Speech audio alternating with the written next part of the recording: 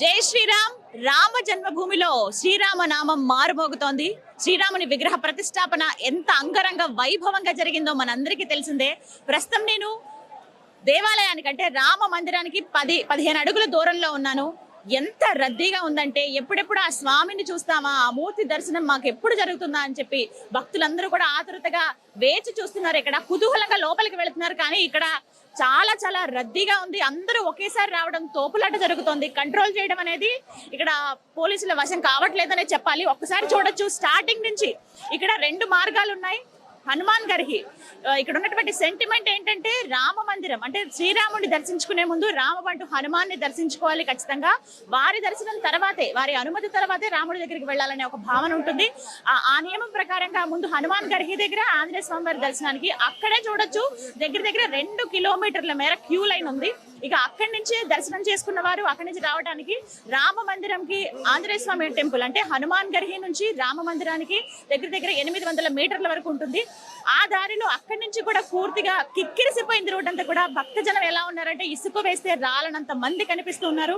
నా వెనకాలగా కనిపిస్తున్నదే ఆలయం. ఆ లోపలికి ఇక్కడి నుంచి చూడండి, వీళ్ళేం విడతల వారీగా వదులుతున్న పరిస్థితి. ఒక్కసారి అక్కడ చూడొచ్చు బలగాలు ఎంతవరకు వాళ్ళని అంటే అడ్డుకుంటున్నారంటే ఒకేసారి రావడం వల్ల తోపులాటలు జరుగుతుంది. చాలా వరకు ఇక్కడ తొక్కిసలాట కూడా జరిగిందని చెప్తున్నారు.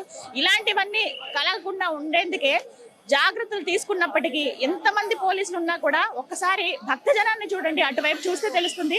విడతల వారీగా వదులుతూ ఉన్నారు. చాలా మంది ఇక్కడ ఏంటంటే మేము చూడాలి స్వామిని అనే ఆతృతతో చాలా మంది తోసుకుంటూ వచ్చేస్తున్నారు. బయటకి అంటే దర్శనం అయిపోయిన తర్వాత వచ్చిన వాళ్ళు చెప్తుంది ఒకటే మాట, లోపల ప్రశాంతంగానే ఉంది, లోపల ఒక 2 నిమిషాలైనా స్వామివారిని చూడగలుగుతున్నాము. మామూలుగా ఉట్టిగా నుంచుని చూస్తే బానే ఉంటుంది, కానీ ఈ తోపులాట వల్ల చాలా ఇబ్బందిగా ఉంది. బహుత్ బీడే అని చెప్తూ వెళ్తున్నారు అందరూ కూడా వచ్చేవాళ్ళు. నిజంగా అది కాస్త భయం వేస్తుంది వచ్చే వాళ్ళకి. అమ్మో అంత రష్ ఉందా అని చెప్పి. చిన్నపిల్లలు కావచ్చు, పెద్దవాళ్ళు, ఏజ్డ్ వాళ్ళు, మరీ ముఖ్యంగా సీనియర్ సిటిజన్స్ ఎవరైతే ఉన్నారో వాళ్ళు కాస్త ఇబ్బంది పడుతున్న సంగతి అయితే అది వాస్తవమే. కానీ కంట్రోల్ చేస్తూ ఉన్నారు ఎప్పటికక్కడ.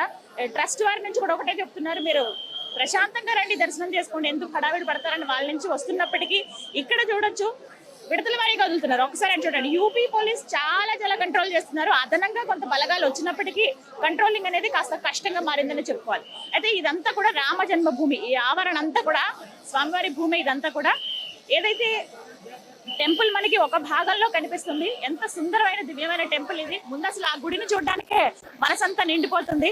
ఆ తర్వాత ఇక భక్తజనులు అయితే ఎప్పుడెప్పుడు ఆ రాముడిని చూద్దామని వెళ్తున్నారు. ఇక ఒక పెద్ద ఆయన చూడొచ్చు అలిసిపోయి వెళ్తూ ఉన్నారు. దర్శనం కలగాలన్న ఆశ వారిది. అండ్ ఇంకొక పర్సన్ ని మనం చూస్తున్నాం ఇక్కడ ఆ తొక్కిసలాటలో.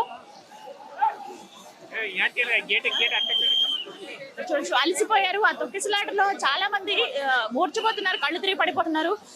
పెద్దవాళ్ళు పాపం వాళ్ళకి చాలా ఇబ్బంది అవుతుందని చెప్పుకోవాలి. ప్రధానంగా ఎక్కడెక్కడి నుంచో వస్తున్నారు, ఎక్కడెక్కడి నుంచో వాళ్ళు వస్తున్న పరిస్థితి. పెద్దవాళ్ళని యాక్చువల్లీ సీనియర్ సిటిజన్ కి ఒక వైపు అని రూట్ పెట్టుంటే బాగుండేదేమో. ఈ కంగారులో, ఈ గందరగోళంలో ఏం జరుగుతుందనేది ఎవరికి అర్థం కాని పరిస్థితి.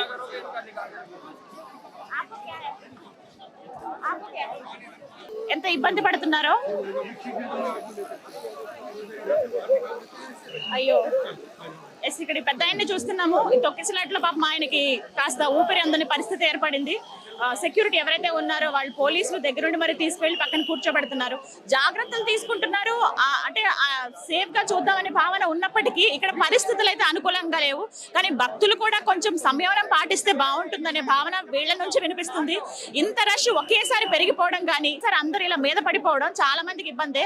ఒకటే మాట అంటున్నారు, చిన్నపిల్లల్ని తీసుకొచ్చిన వాళ్ళు కావచ్చు, లేకపోతే ఏజ్డ్ వాళ్ళు ఎవరైనా వస్తే మీరు దయచేసి కాసేపు ఆగి లోపలికి రండి అని.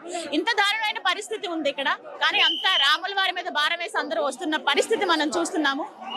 రామచంద్ర నీ మీదే భారం నాయన అని చెప్పి ఎంత జనం అంటే మేబీ ఇక్కడ ఒకటే కనిపిస్తుంది, క్యూ లైన్స్ కానీ లేకపోతే జస్ట్ రోప్స్ తో కానీ ఒక క్యూ లాగా ఏర్పాటు చేసుంటే కాస్త పంపించడానికి వీలుగా ఉంటుందని.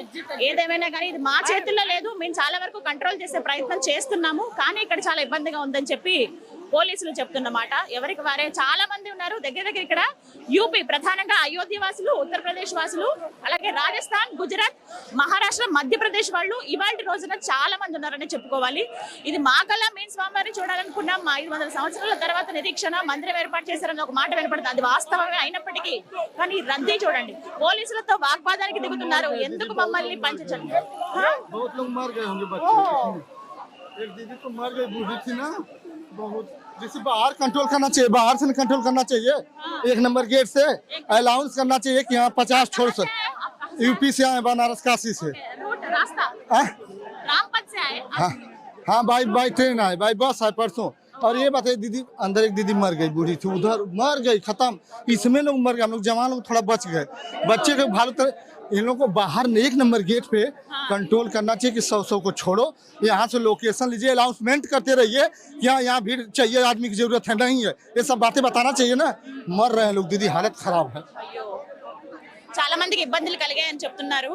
ప్రధానంగా ఏంటంటే రోడ్ నెంబర్ 1 అంటే ఇక్కడ రూట్ 1 అని చెప్పి నెంబర్స్ అనేది ఇవ్వడం జరిగింది. ఆ నెంబర్స్ ఏవైతే ఉన్నాయో అక్కడ చాలా ఫస్ట్ కంట్రోలింగ్ అక్కడ చేసుంటే ఇక్కడ ఇంత రష్ ఉండేది కాదు, నెమ్మదిగా వచ్చేవాళ్ళు. కానీ ఇంత రద్దీ ఉండడం అనేది ఎవరు ఎక్స్పెక్ట్ చేయలేదు. చాలా మందికి ఊపిరాడని స్థితిలో ఉండిపోయారని చెప్తున్నారు. ఇగో వీళ్ళంతా కూడా ఫ్యామిలీస్ గా వచ్చేవాళ్ళు, వాళ్ళు కలిసి కట్టుకుంటే కొంతమంది తప్పిపోయారని చెప్పి కూడా ఒక బాధ. వాళ్ళందరినీ పోలీసులు పక్కకు తీసుకువెళ్ళి వాళ్ళ గురించి ఇన్ఫర్మేషన్ అవి గ్యాదర్ చేస్తూ ఉన్నారు. సరే వెళ్దాం. నేను అనుకున్న నార్మల్ దర్శనం అసలు ఎలా ఉంటుందో, మేబీ ఇంత అరేంజ్మెంట్స్ చేశారు కాబట్టి కంట్రోలింగ్ అనేది ఉంటుందేమో నేను భావించాను. బట్ ఈ అంటే ఆ ఆతృత, స్వామివారిని చూడాలన్న కుతూహలంతో ఎవరు ఆగే పరిస్థితుల్లో లేరండి. చాలా దారుణంగా ఉంది. ఇక్కడ తోసుకుంటూ వెళ్ళిపోతున్నారు.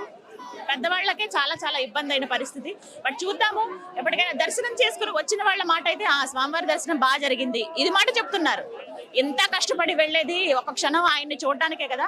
ఆ దర్శనం అయితే బాగా జరుగుతుంది. ఇంకో విడతల వారీగా ఇప్పుడు కంట్రోల్ చేసే ప్రయత్నం చేశారు కానీ ఇంకా అవ్వక మొత్తం ఆ బారికేడ్స్ ని కూడా తోసేసుకుంటూ లోపలికి భక్తులందరూ కూడా వచ్చేస్తున్నారు. పోలీసుల మాట ఒకటే, ఇంకా ఏం చేయాలి, మేము ఇంతకన్నా మేము ఏం చేయలేమంటున్నారు. ఇక్కడ ఇంత రద్దీగా వెళ్ళా స్వామివారి దగ్గరికి వెళ్ళేటప్పటికి ఒక్కొక్కరుగానే చూడాలి, అదొక్కటి అర్థం చేసుకుంటే బాగుండేది. సంయమనం ఎవరూ పాటించడం లేదు. ఇది ప్రస్తుతం రామ మందిరం దగ్గర ఉన్న పరిస్థితి. ప్రస్తుతం రామ జన్మభూమి దగ్గర రామ మందిరం దగ్గరలో ఉన్న పరిస్థితి అయితే ఇది. అలాగే ఇప్పుడు దర్శనం చేసుకుని వచ్చిన తెలుగు వారు మనకు కనిపించారు. ఒకసారి వారితో మాట్లాడదాం. హలో అండి, మీ పేరు? మేడం మా పేరు రామకృష్ణ మేడం. మేము హైదరాబాద్ బోయినపల్లి నుంచి వచ్చాం మేడం. ఇద్దరం 2 వీలర్ మీద వచ్చాం మేడం. రాముడి మీద ప్రేమతోని మోడీ, నరేంద్ర మోడీ, యోగిని చూడడానికి. ఎప్పుడు స్టార్ట్ అయ్యారు? మేము 17 రోజున స్టార్ట్ అయినాం మేడం. జనవరి 17 రోజు స్టార్ట్ అయినాము. ఇక్కడికి 20కి 21కి రీచ్ అయినాం మేడం. స్టాప్స్ ఎక్కడెక్కడ? మధ్యలో ఒక 2-3 గుళ్ళు ఉన్నాయి మేడం. ఆ గుళ్ళు దర్శనం చేసుకుని వచ్చాం మేడం. ఇంతకీ రాముల వారి దర్శనం ఎలా జరిగింది? చాలా బాగా జరిగింది మేడం. కన్నుల పండుగ ఉంది మాకు. చాలా అంటే చాలా ఈ జన్మదినమైనట్టు అనిపిస్తుంది మేడం. చాలా హ్యాపీగా ఫీల్ అవుతున్నాం. కాకపోతే ఏంటంటే పబ్లిక్ ను కొంచెం కంట్రోల్ చేయలేకపోతున్నారు వీళ్ళు. ఇప్పుడు ఇక్కడ బయట ఇంత రద్దీగా ఉంది, లోపల కూడా ఎలాగా ఉంది మేడం. కాకపోతే ఏంటంటే గర్భగుడి అనే దగ్గరికి వచ్చే వారికి ఒక లైన్ గా పంపిస్తున్నారు. అక్కడ బాగా చూడవచ్చు, స్వామిని మంచిగా దర్శనం చేసుకోవచ్చు. ఒక్క నిమిషం అయినా చూసే అవకాశం ఉందా? ఉంది మేడం, కంపల్సరీగా ఉంది. 1 మినిట్ చూసే అవకాశం ఉంది. చాలా బాగా అనిపించింది. ఏమనిపించింది స్వామివారిని చూసినప్పుడు? ఎన్నో కోరగాలనుకుంటున్నాం కానీ ఆయన రూపం చూడంగానే ఏదే గుర్తుకు రాలేదు మేడం. అన్ని మర్చిపోయాం. స్వామివారి రూపం ఒకటే చూడాలి అనిపించింది మేడం. చాలా హ్యాపీగా ఉన్నారు. వచ్చేటి మొత్తం కష్టం అంతా పోయింది. అక్కడ నుంచి ఇక్కడ దాకా వచ్చిన చూడగా కష్టం మొత్తం వెళ్ళిపోయింది. బైక్ మీద ఇంత ప్రయాణం చేసిన అలసట పోయింది. అంత హ్యాపీ. మేమిద్దరం అండి బోయినపల్లి డైరీ ఫార్మ్ రోడ్ నుంచి. ఇక్కడ నుంచి కాశీకి వెళ్ళి కాశీలో దర్శనం చేసుకొని తర్వాత రిటర్న్ మేడం. చాలా బాగా జరిగింది మేడం. 3 డేస్ వెయిట్ చేస్తాం మేడం. వచ్చే వాళ్ళకి ఏం చెప్తారు? చాలా మంది ఇప్పుడు వద్దాము స్వామివారిని చూద్దాం అనుకుంటున్నారు. ఇప్పుడైతే రావద్దని చెప్తాం మేడం. కొంచెం ఫ్రీగా అయిన తర్వాత రావాలి. చాలా ఇబ్బంది పడతారు ఇప్పుడు వస్తే. ఇక్కడ హోటల్స్ కూడా అది కానీ ఈ దర్శనం చూస్తున్నారు కదా మేడం. ఈ రష్ లో కష్టం. ఫ్యామిలీస్ తో వస్తే మాత్రం చాలా ఇబ్బంది పడవలసి వస్తుంది మేడం. అదో మేము బ్యాచులర్ కాబట్టి నడిచిపోతుంది. అదే చెప్తున్నాం మేడం. కొద్దిగా చాలా కష్టం మేడం. కొంచెం టైం తీసుకొని వస్తే బాగుంటుంది మేడం. వాతావరణం బాగాలేదు అసలు. అవునవును, మరీ ముఖ్యం. చాలా చల్లగా ఉంది. 7 డిగ్రీస్ అంటే మాటల మనం అసలు తట్టుకోలేము. ఎందుకంటే మనం ఉన్న పరిస్థితులు వేరు. అక్కడికి ఇక్కడ 4 డిగ్రీస్ ఉంది మేడం. లక్నో నుంచి వచ్చాను నేను. యాక్చువల్ హైదరాబాద్, లక్నో జాబ్ పని మీద వచ్చాను అనమాట. ఎర్లీ మార్నింగ్ 6కే స్టార్ట్ అయ్యి వచ్చా. ఫస్ట్ దర్శనం పర్లేదు జరిగింది. మళ్ళీ సెకండ్ దర్శనం కోసం వెళ్తున్నా. లక్కీగా మీరు కనిపించారు. మీరు మామూలు అదృష్టవంతులు కాదండి. ఫస్ట్ ఎప్పుడు ఎన్ని గంటలకు చేసుకున్నారు? ఫస్ట్ దర్శనం ఇప్పుడు ఒక 1 అవర్ క్రితం జరిగింది. అది మళ్ళీ వెళ్ళాలనిపిస్తే మళ్ళీ వెళ్తున్నా. లక్కీగా జాగ్రత్త అండి. ఛానల్ తగిలింది, అందుకే వచ్చా. Thank you madam. జై శ్రీరామ్. జై శ్రీరామ్. జై శ్రీరామ్.